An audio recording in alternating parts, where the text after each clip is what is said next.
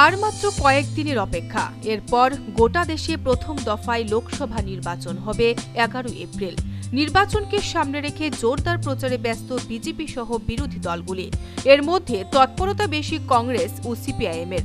এর মধ্যে সোমবার দুপুরে পশ্চিম আসনে নিজেদের প্রার্থী দিলেন এসইউসিআই দল। সাংবাদিক বৈঠক করে এদিন প্রার্থীর নাম ঘোষণা করলেন তারা। তবে প্রার্থীর নাম ঘোষণার আগেই তারা মুখর হয়ে গেলেন রাজ্য সরকার সহ বিরোধী দলের ভুল ত্রুটি নিয়ে।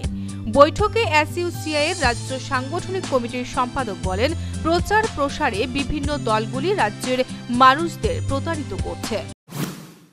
প্রচারে মানুষ বিভ্রান্ত হচ্ছে, প্রতিশ্রুতিতে মানুষ বিভ্রান্ত হচ্ছে।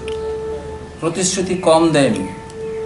কংগ্রেস দীর্ঘদিন শাসনে মানুষকে প্রতিশ্রুতি দিয়েছে, সমাজতান্ত্রিক ধাঁচের সমাজ ব্যবস্থা গড়ে তুলবে, গরিবি হটাও বলেছিল, অনেক বলেছে।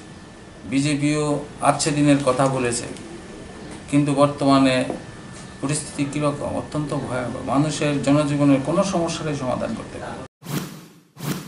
সবকিছু বলে কয়ে অবশেষে প্রার্থীর নাম ঘোষণা করল এসইউসিআই দল। পশ্চিম আসনে এই বছর এসইউসিআই এর পক্ষে লড়বেন অরুণ কুমার ভৌমিক। সারা দেশে 119টা আসনে লড়ছি, 22টা রাজ্য এবং 3টা কেন্দ্রশাসিত অঞ্চলে। 119টা আসনে আমরা লড়াই করছি। ত্রিপুরা রাজ্য, ত্রিপুরা পশ্চিম আসনে আমরা আমাদের দল প্রার্থী দিয়েছে। প্রার্থী হয়েছি আমি, শ্রী অরুণ কুমার ভৌমিক, ত্রিপুরা রাজ্যের এসইউসি কমিউনিস্ট দলের রাজ্য সাংগঠনিক কমিশন।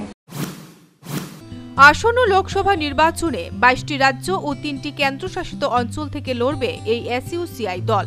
দেখার কতটা মন কাটতে পারে তারা জনতার। Bureau report, news vanguard.